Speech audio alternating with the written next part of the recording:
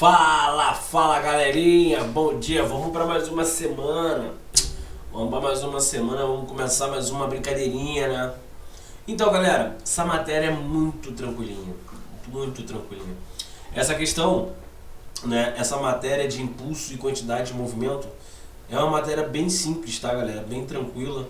A gente só precisa entender algumas particularidades dela, mas são particularidades bem tranquilas em relação ao que todo o material que nós já vimos, né? Todas as matérias que nós já vimos até agora, impulso e quantidade de movimento é bem tranquilo de entender, tá? Inclusive ano passado, eu lembro de ter comentado essa questão em sala de aula, né, de impulso e quantidade de movimento, que é uma coisa que às vezes é pouco cobrada, né, em vestibular, mas ela é cobrada, né? E eu dei alguns bizus, alguns macetes ano passado, e graças a Deus caiu, né, na nossa prova da UERJ ano passado, e os alunos em sua, eu vou dizer totalidade, né, acertaram a questão, que era uma questão bem simplesinha, na sua aplicação de fórmula, né, foi bem tranquilo. Espero que talvez esse ano caia também, né, bem simplesinha, bem fácil como estava ano passado, né. Se variar, vai variar pouca coisa, mas se cair é questãozinha, ó, mole para vocês, mole. Tá? Então, aqui a gente vai ver a parte de impulso e quantidade de movimento, tá? Pra gente finalizar a física 1 da primeira da apostila 5. E a gente já vai entrar na apostila 6. Beleza? E aí vai ficar faltando só a física 2 e física 3 vai finalizar essa apostila 5. E a gente começar a apostila 6, terminar e depois revisão e garantir nossa vaguinha. Beleza? Então vamos lá, galera. Quantidade de movimento de um corpo. Deixa eu diminuir aqui rapidinho. Deixa eu botar aqui fica melhor. Aqui fica legal. Deixa eu diminuir mais um pouquinho. Aí, agora ficou legal. Então, galera, é o seguinte, ó. Quantidade de movimento de um corpo, tá? Então, no exemplo a seguir, a gente tem uma partícula de massa m que ela tem uma determinada velocidade, né, arbitrária. E essa quantidade de movimento Q, tá, dessa partícula é por definição. Antes de mais nada, quantidade de movimento, se vocês repararem naquele Q ali, né, que esse Q representa a quantidade de movimento, podem perceber que ele tem uma setinha em cima, né? E mais uma vez, novamente, vou falar para vocês, toda vez que nós tivermos uma situação dessa, é porque nós iremos trabalhar uma grandeza vetorial, né? Nós já vimos a diferença desde o início, que a gente vai batendo na mesma tecla, né, para que vocês tenham essa noção do que é uma grandeza vetorial e uma grandeza escalar. Então, a partir desse momento, quantidade de movimento a gente também vai considerar como uma quantidade, né, um movimento ali vetorial, né, uma grandeza, né, vetorial. Beleza? E aí, por que ele é uma grandeza vetorial, Vandes? Porque normalmente ele vai precisar de direção, sentido e módulo, né, para definir. Tranquilo? E aí nesse exercício ali, naquele exemplo ali, nós temos ali a quantidade de movimento, né, nós temos a velocidade, e ele fala pra gente que essa quantidade de movimento é a massa do objeto vezes a velocidade do objeto. Tá? Então, vamos imaginar o seguinte, né, quando a gente fala de quantidade de movimento de um objeto, né, então a gente pega aí, por exemplo, uma borracha, né, uma borracha com que a gente taque essa borracha e ela vai adquirir uma certa velocidade. E nós quisermos calcular, né, qual é a quantidade de movimento dela, é só fazer o produto da massa vezes essa velocidade. Beleza? E aí, a massa. Qual é a massa no sistema internacional mesmo? Quilo, né, galera? Então, a massa, toda vez que a gente vai falando de massa, a gente está falando de quilo, né, do sistema internacional. E a velocidade, metro por segundo. Tá? Então, como a massa é uma grandeza positiva, né, os vetores velocidade e quantidade de movimento vão ter sempre o quê? A mesma direção, né, e o mesmo sentido. Beleza? A quantidade de movimento também é chamada de momento linear. Tá? Então, toda vez que estivermos falando de quantidade de movimento de um corpo, Q é igual a m vezes v, né, a gente também vai chamar isso aí de momento linear. Tranquilo? Pô, mas já começa assim, Vandes, tranquilinho assim, exatamente.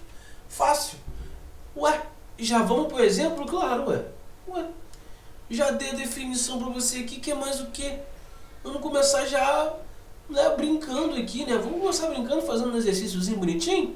Vamos que vamos, né? Então aqui, ó. Bom, na situação representada pela figura abaixo, Um automóvel tem massa de 800 quilos. Cara, tem 800 quilos. Então, se ele já tem 800 quilos, graças a Deus já está no nosso sistema internacional. Deixa eu só botar a coloração preta aqui da caneta, porque ela não quer pegar. Ah, agora ela pegou. Tá? Então, nós temos a massa e a velocidade dele é 10 metros por segundo. Tá? E já está, graças a Deus, também no sistema internacional. Então, né, como a velocidade já está em metro por segundo e a massa está em quilo, cara, aí fica muito bonito para mim. Aí fica muito bonito. Então, ó, Q é igual a massa vezes a velocidade. Então, essa minha quantidade de movimento nada mais é do que 800 vezes 10. Ou seja, isso dá 8 vezes 10 ao cubo. E aí, qual é a unidade? Bom, nós já vimos que isso aqui é quilograma metro por segundo. Tá? Então, essa daqui é a nossa unidade, né, de quantidade de movimento. Belezinha? Então já começa assim, simplesinho, bonitinho e tal. E aí, quantidade, né, de movimento de um sistema. Então, deixa eu aumentar aqui. Ok?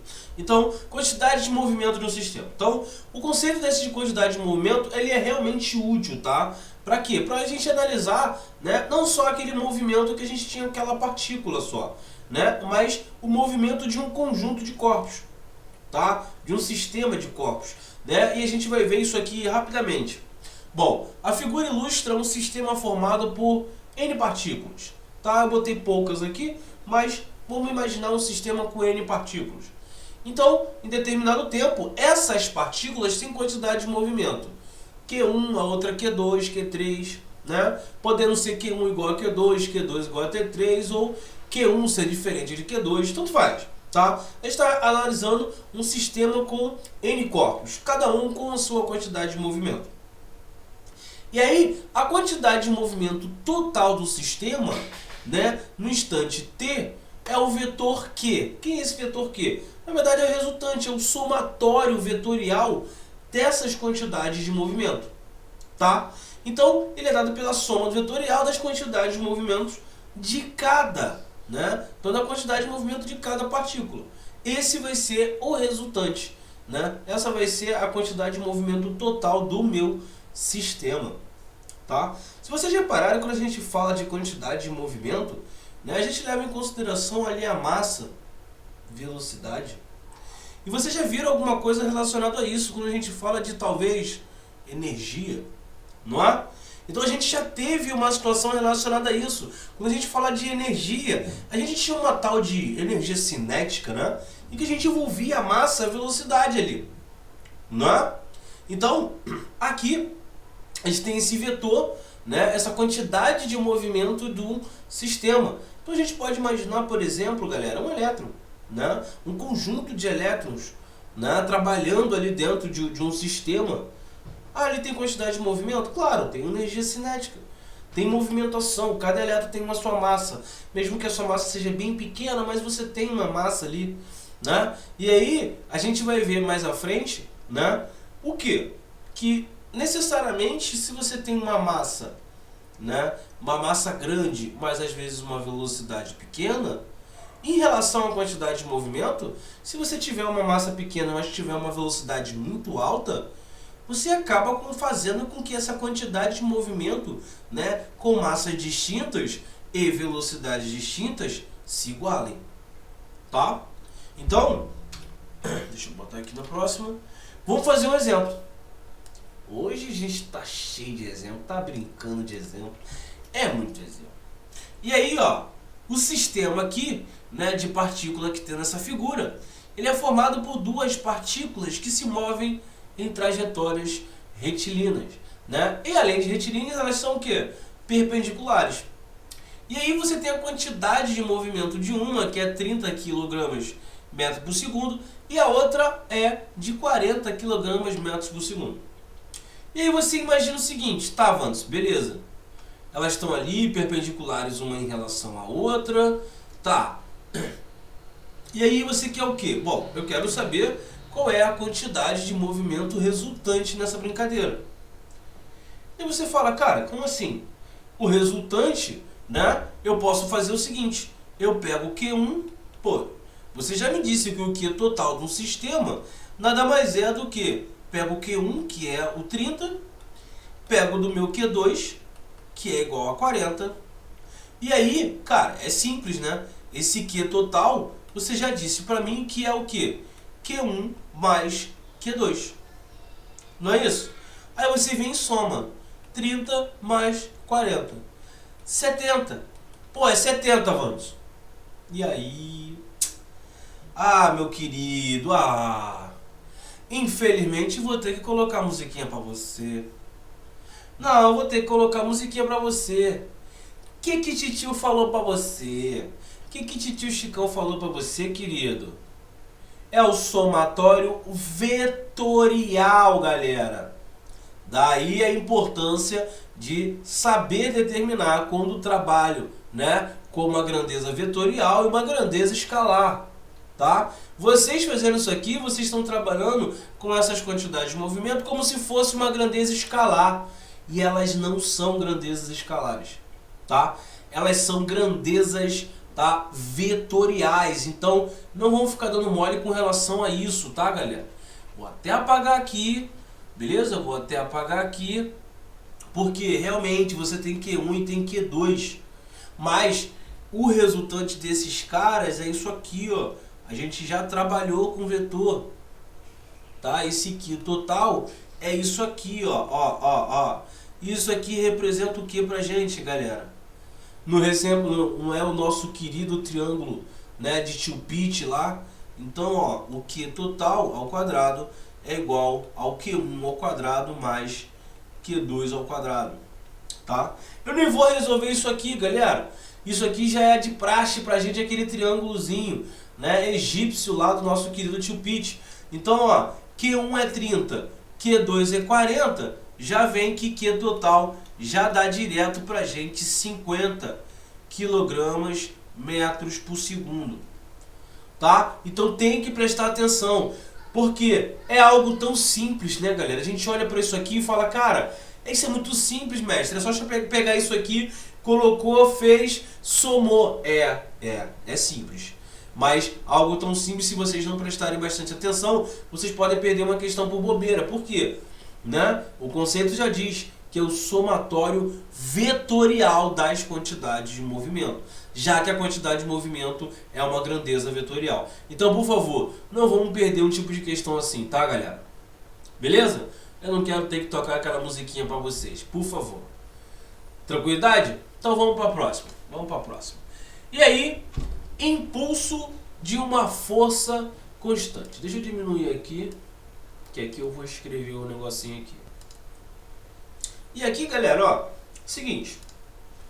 Bom, para estudarmos o conceito de impulso, a gente vai considerar inicialmente um caso particular de quê? Vamos trabalhar primeiro com força constante, né? Vamos trabalhar com a força constante, que é mais simples, né? Depois a gente começa a trabalhar, talvez, com força variável.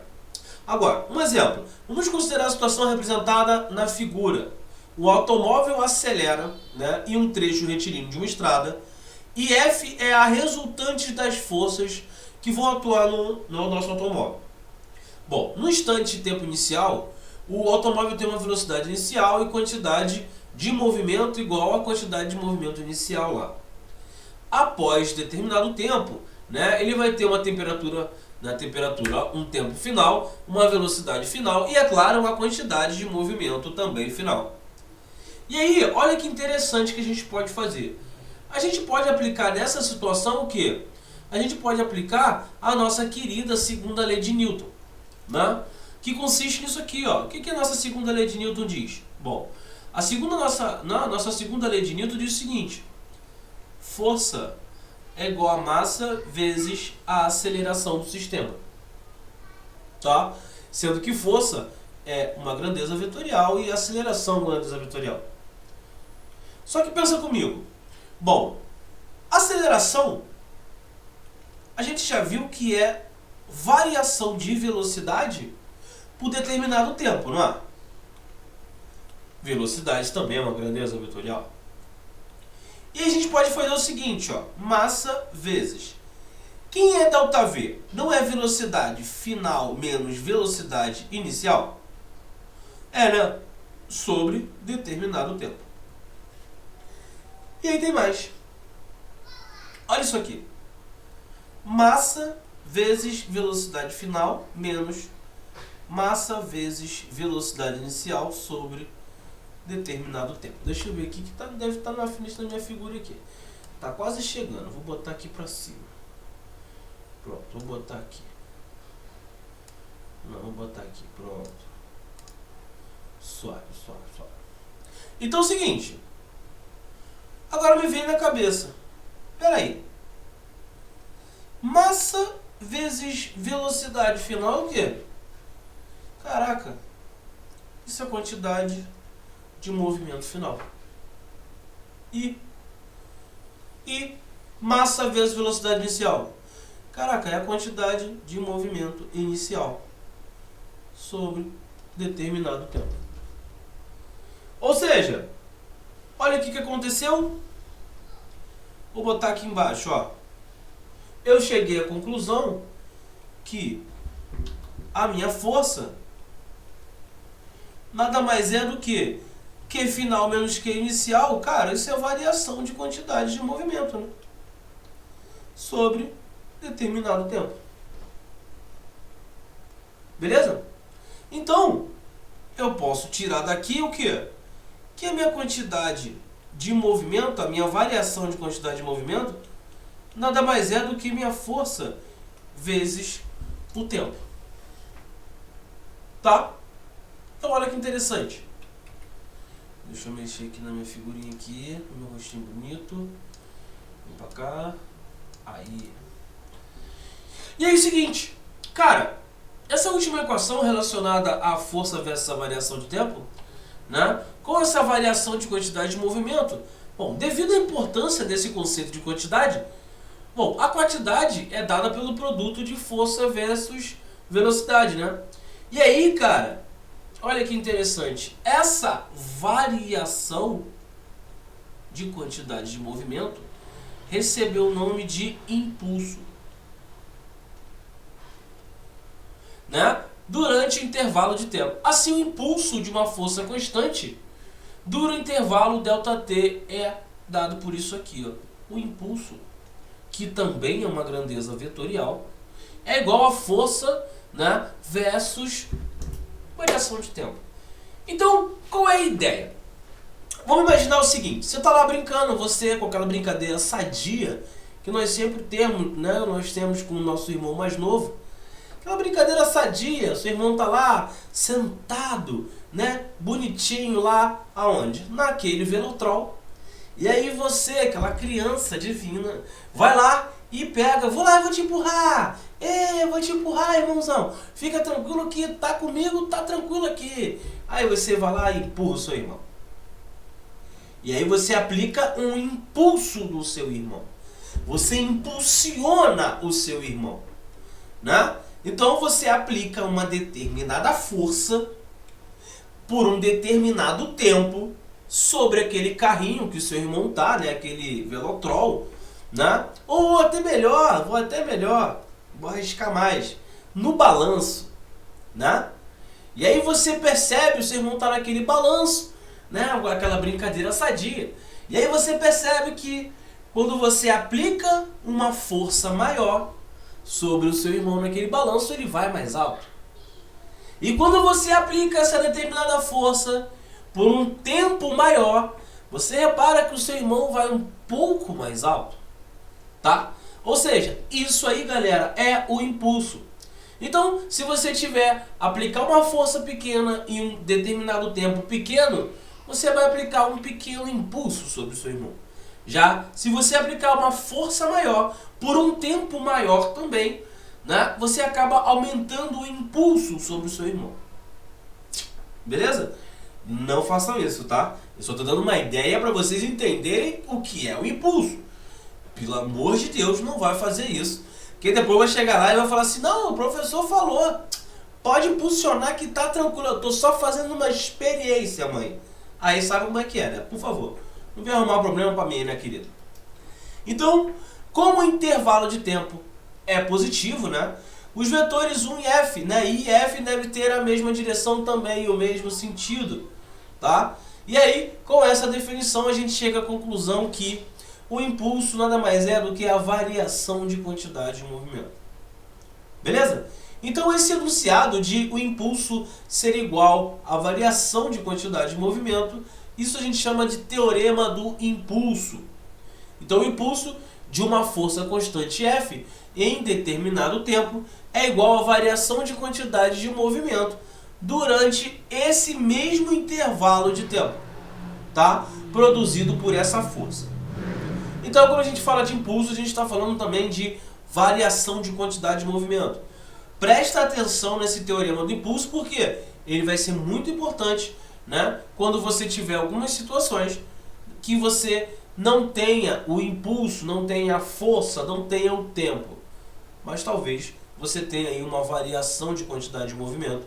Então você não precisa ficar preso apenas a impulso, eu preciso de uma força e um tempo que isso está acontecendo. Não. Se você tiver uma variação de quantidade de movimento, você também pode aplicar, já que o impulso é igual a essa variação de quantidade de movimento. Beleza? Então, impulso de força variável. E aí, como é que entra a brincadeira? Deixa eu botar aqui, beleza. Onde entra a brincadeira? Bom, a definição de impulso ela pode ser estendida para um caso também para força variável, né? Só que o que vai acontecer, galera? Bom, se eu tenho uma força constante em determinado tempo, eu faço ali aquela multiplicação, aquele produto, tá ok. Agora vamos imaginar o seguinte, e a força variável? Quer dizer que para cada intervalo de tempo ele vai ter uma determinada força. E aí eu vou ter que fazer o quê? Um somatório, né? Um somatório de impulsos. E aí, para que a gente não precise ficar fazendo esse somatório de impulsos, qual é a sacada? Qual é a ideia? Vamos ver isso no gráfico. Por quê? Quando a gente tiver essa informação no gráfico, a gente consegue calcular o quê? A área, né? A área dessa situação e consegue calcular direto o impulso, que vai ser o resultado nada mais nada menos do que a área, né, dessa variação de força sobre vezes essa variação de tempo. Tá? Então, ó, como diz ali, então para cada um desses intervalos menores, a gente vai calcular o impulso pela equação. Agora, o impulso total é a soma dos impulsos parciais, como eu falei para vocês.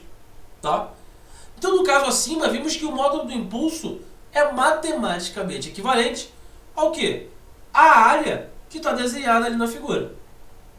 Tá? Então, à medida que você vai tendo um impulso e uma variação de tempo, e você vai calculando esses impulsos parciais, e você efetuou o somatório desses impulsos para você ter a noção de qual foi o impulso total ali, eles acabaram chegando à conclusão do que calculando a área é algo muito próximo dessa ideia. Então, adotou-se como, para calcular o impulso dessa força variável, você trabalhar o quê? A área da figura que formou ali. Beleza? Então, caso a força alterne de sentido, ainda é possível calcular o quê? A área, né? Porém, por convenção, a área acima do eixo horizontal, positiva. E a área abaixo, ela é o quê? Negativa. Então, desse modo, o impulso equivale à soma algébrica das áreas. Tá? Então, você vai ter dessa forma, se você estiver acima, né, no eixo Y, você vai calcular dizendo que por convenção, é claro, por convenção, esse impulso ele é positivo. E se você estiver abaixo, né, do eixo, você vai ter um impulso negativo. E aí você vai fazer sim a soma algébrica dessas áreas. Beleza? Então, e aí, por exemplo, deixa eu botar aqui, mais para baixo. No caso do gráfico aqui que a gente tem acima, a área 1, né, ela é o que? Positiva. Já na área 2, a gente viu que ela é negativa. E aí, a gente vai fazer a soma algébrica de A1 com A2. Repare que esse valor vai ser um valor menor do que A1, né? Tem que ser menor do que A1, já que quando a gente fizer essa soma algébrica, A2 ela é negativa. Beleza? E aí, nada mais justo de a gente trabalhar o quê? Um exemplo. Vamos trabalhar um exemplo, tá? Então, o exemplo é o seguinte. Uma bola de beisebol, né, de 150 gramas se aproxima do rebatedor, como ilustrado na figura, com velocidade de módulo V1 igual a 30 metros por segundo. Logo após a rebatida, o módulo da velocidade da bola é 50 metros por segundo. Só que é o seguinte, nesse caso, galera, vamos supor que o tempo de contato entre a bola e o taco foi de 0,002 segundos. Foi muito rápido, mas teve o tempo. Calcule o impulso da força que o taco exerceu sobre a bola e o valor médio da força exercida pelo taco sobre a bola. Então, galera, a primeira coisa que vocês precisam entender, né, que eu quero que vocês prestem atenção aqui. A primeira coisa que a gente tem que fazer é analisar o quê? O sistema internacional. Olha a massa da bola. Então, a massa da bola está igual a 150 gramas. Cara, o sistema internacional é quilo, então isso é igual a 0,15 quilos. Primeira etapa, ok. E aí é o seguinte, bom, a gente tem lá a velocidade inicial, né, o movimento 1. Então, a gente tem a quantidade de movimento 1, né, o módulo dela. O módulo dessa quantidade de movimento 1 ela é o quê? É a massa vezes a velocidade dessa situação, tá?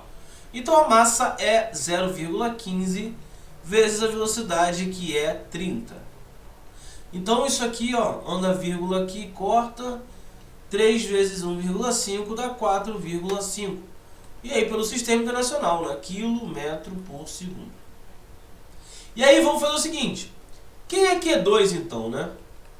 Bom, Q2 é o seguinte. Eu tenho a massa do meu sistema e a velocidade 2, né? Então, ó, 0,15 vezes a velocidade 2, que é 50. Cortando aquilo ali, dá 5 vezes 1,5. Isso dá 7,5 quilos metros por segundo. Beleza. Então eu já tenho essas quantidades de movimento. Mas o que é que eu preciso entender aqui, galera? Olha a grande sacada. Quando essa bola vem, né? Quando essa bola vem, vocês concordam comigo que acontece isso aqui, ó. Ó. Essa bolinha vem pra cá com, né, uma quantidade de movimento Q1 de 4,5 km por segundo. Só que ela retorna, né, com a quantidade de movimento de menos 7,5 km por segundo. Aí você fala, tá, mas peraí, professor. Como assim menos? Lá em cima eu calculei o módulo, eu só queria saber o módulo dela. Não queria saber nada em relação à direção e sentido. Só que, a partir do momento que essa bolinha Q1 vai adquirir quantidade de movimento 1 no sentido da esquerda para a direita, eu posso adotar, tá? Eu posso adotar esse como sendo o sentido positivo do meu eixo. Já que Q2 ela está no sentido negativo do eixo, né? Então, por isso que eu coloquei um menos 7,5. Tá, até aí tudo bem. Mas por que o senhor fez isso? Pelo seguinte, porque eu preciso calcular o impulso disso aqui. E o impulso, ele é o quê? Bom, o impulso é a quantidade de movimento 2, né? Menos a quantidade de movimento 1. E aí o seguinte, bom, vai ficar menos 7,5 menos 4,5. Somando isso aqui dá menos 12, tá? Quilogramas metros por segundo. E aí você fala, professor, o impulso pode ser negativo? Sim, né? O impulso pode ser negativo. Só que a gente vai trabalhar com o quê? A gente vai trabalhar com o módulo desse impulso, tá? A gente vai trabalhar sempre com o módulo desse cara. E aí, por que eu estou falando isso? Aí se eu adotasse o contrário, mestre, Se eu adotasse para a esquerda como negativo e para a direita como negativo, como positivo, cara, ia dar o mesmo. Ia dar o mesmo valor. A única coisa que ia dar é o quê? Ou negativo ou positivo. Mas como a gente vai trabalhar sempre com o módulo desse impulso, né? O valor tem que dar o mesmo. Beleza? E aí é o seguinte, ó. A gente já viu que o módulo do impulso, o que é? Não é a força versus a variação de tempo? Não foi isso que a gente viu? E qual é o impulso, galera? 12. Qual é a força? Não sei. Mas o tempo ele me deu 0,002. Logo, isso aqui vai dar força, nada mais é do que 12 dividido por 2 vezes 10 a menos 3. Tá? Isso aqui 12 por 2 dá 6. 10 a menos 3 passa para cima positivo. Então, essa força é 6 vezes 10 ao cubo de Newton. Beleza? Deixa eu só botar um pouquinho pro lado. Beleza. Por que isso, galera? Pensa comigo. Eu arremessei a bola com 30, né? 30 metros por segundo. Ela tinha velocidade. E quando eu rebati, ela saiu com uma velocidade de 50. Então eu tive que aplicar um impulso, né? Eu tive que aplicar um impulso e outra, eu tive que aplicar um impulso contrário, tá? Eu tive que aplicar um impulso contrário ao sentido, né, que essa bola tava. Então pensa comigo, quando ela vai a 30 metros, no impacto, né? No impacto que ela vai ter ali nesse determinado tempo, que é 0,02 que ele falou pra gente, cara, eu tenho realmente que aplicar uma força muito grande. Para quê? Para inverter o sentido dessa bola, né? E ainda fazer com que ela saia com uma velocidade maior do que ela veio. Então aquele valor de 6 vezes 10 ao cubo newtons faz muito sentido pra gente. Tá? Faz muito sentido pra gente. Beleza? Então vamos para a próxima. Ah, garoto, impulso e segunda lei de Newton. Tá? Então agora a gente vai ver impulso e segunda lei de Newton. Nada demais, nada demais. É algo bem tranquilo. O que é isso aqui? É a primeira coisa que a gente fez lá quando a gente viu para a definição de impulso. Eu fiz, né, saindo daqui e a gente fala da segunda lei de Newton assim. A segunda lei de Newton ela foi apresentada inicialmente, né, como força igual a massa vezes aceleração, que a gente já viu que faz parte da segunda lei. E foi comentado que essa equação é uma simplificação, né, do enunciado dado por Newton para a lei. Bom, Newton fez o enunciado usando o conceito de quantidade de movimento, né? Então, essa segunda situação, né, essa segunda lei de Newton, ela veio da onde? Ela veio dessa variação de quantidade de movimento, tá? Então, Newton fez o enunciado em cima desse conceito. E aí ele fez o seguinte, ele considerou uma força constante agindo sobre o corpo, né, de modo que em determinado instante, essa quantidade de movimento do corpo, né, após determinado tempo, passa a mudar, né? Essa quantidade de movimento ela passa a aumentar ou a diminuir. Então Newton fez o seguinte, Newton em sua segunda lei afirma o quê? Que a força é o que? É a variação de quantidade de movimento em determinado tempo. E aí foi feita, né? Eu mostrei para vocês de trás para frente, em que a gente saía de impulso, né, com a situação de força, massa vezes aceleração e chegava a variação de quantidade de movimento sobre determinado tempo. Sendo que, na verdade, a gente teria que começar pela variação de quantidade de movimento para chegar na forma, né, que Newton mostrou pra gente. Beleza? E aí, quem seria isso aqui? Ó, quantidade de movimento é massa, velocidade, quantidade de movimento. Deixa eu apagar aqui.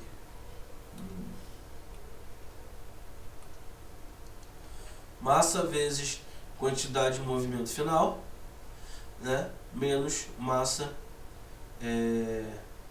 vezes, né, quantidade de movimento, não, velocidade final. Peraí. Velocidade final e velocidade inicial sobre o tempo. E aí, isso aí ficaria massa vezes, aí tem velocidade final menos velocidade inicial, é ΔV, sobre ΔT, que isso aqui na verdade é massa vezes aceleração. Tá? Então a relação do impulso com a segunda lei de Newton é: a ideia que veio primeiro foi a de quantidade de movimento, para que depois chegasse na segunda lei de Newton. Beleza? Tranquilo? Então, ó, portanto, tá? Portanto, a equação final é um caso particular da equação apresentada no início, né? Valendo quando a massa do corpo é, claro, constante. Bom, no entanto, há situações em que a massa do corpo vai variar. O exemplo mais comum é o caso de um foguete. Né? O foguete, você chega, né? Você tem o foguete, você tem, né, o projétil também, beleza? Então, durante seu movimento, a massa do foguete vai diminuindo devido ao quê? A queima de combustível, né? Quando aquelas peças vão se soltando. Então, essa variação, essa velocidade, né? Essa velocidade, no caso, essa quantidade de movimento vai variando de acordo com a massa também. Então, nesse caso, o estudo do movimento de um foguete deve ser feito utilizando-se a equação dada pela quantidade de movimento. Beleza? E por aí, vamos lá. Exemplo, é esse aqui.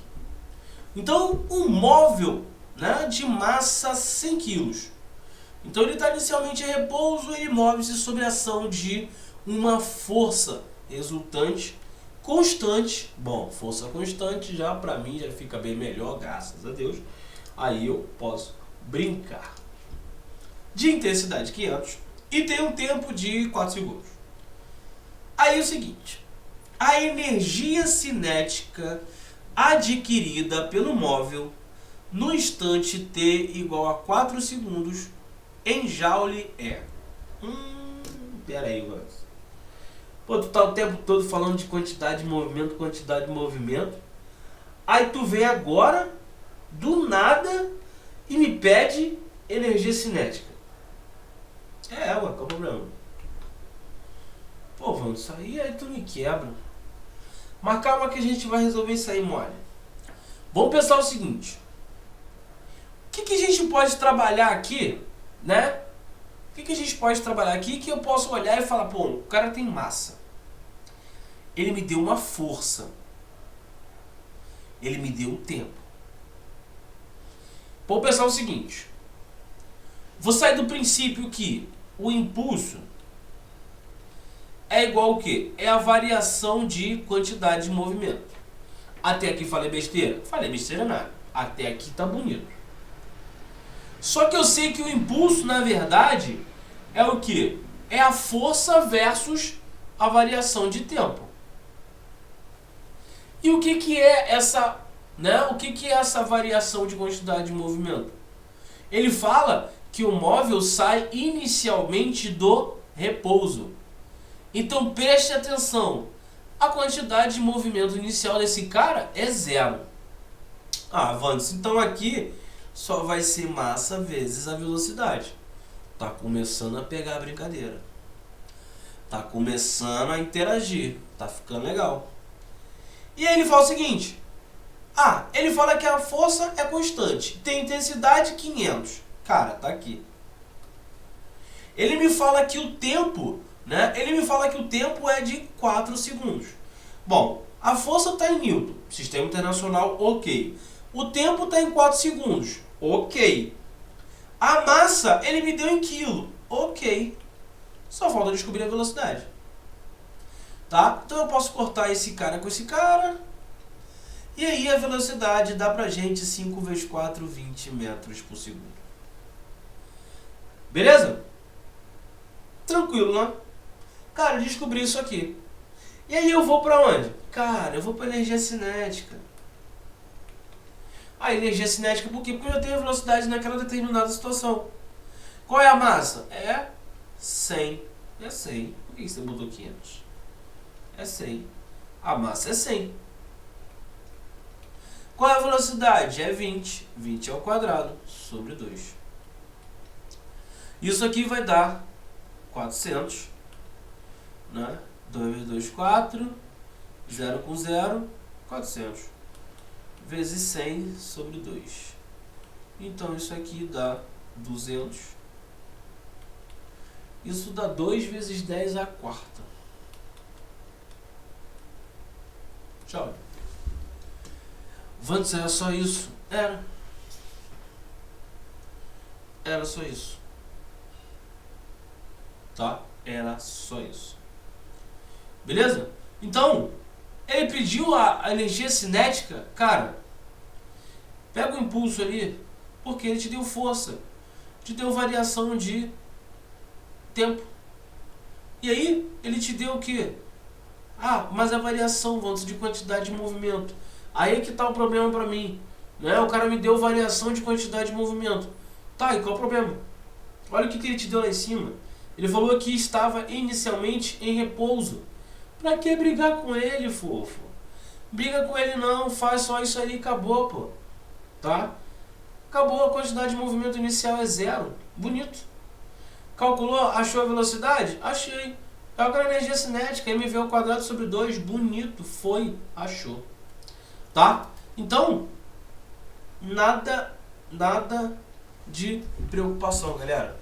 Muito tranquilo trabalhar com essa parte de impulso, quantidade de movimento inicialmente, tá? Mais à frente a gente já vai ver momento, né, de uma força elástica, momento inelástico, tá? É o próximo tópico, na próxima aula, na verdade, né? Eu tinha arquitetado para sexta e sábado, a gente já vê os dois. Sexta um, sábado outro, já um atrás do outro, a gente já trabalhava tudo de uma vez e ó, lindo. Mas aí vai trabalhar a quarta e aí já vou, né, já tô preparando a aula de sábado e aí já vou deixar tecnicamente preparado, devo liberar antes de sábado para vocês e já vou mandar uma lista de exercício com os dois assuntos, tá? A conservação, né, dessa quantidade de movimento e essa parte de impulso aqui, já vou mandar uma listinha para vocês, show, pra gente trabalhar no sábado. Beleza? Então é isso aí, galerinha. Tenham todos um bom dia. Olha a minha camisa. Olha a minha camisa. É. Le Panterita Negra. É. Então é isso aí, galerinha. Aguardo vocês meio-dia, tá? Espero que tenham entendido bem a matéria.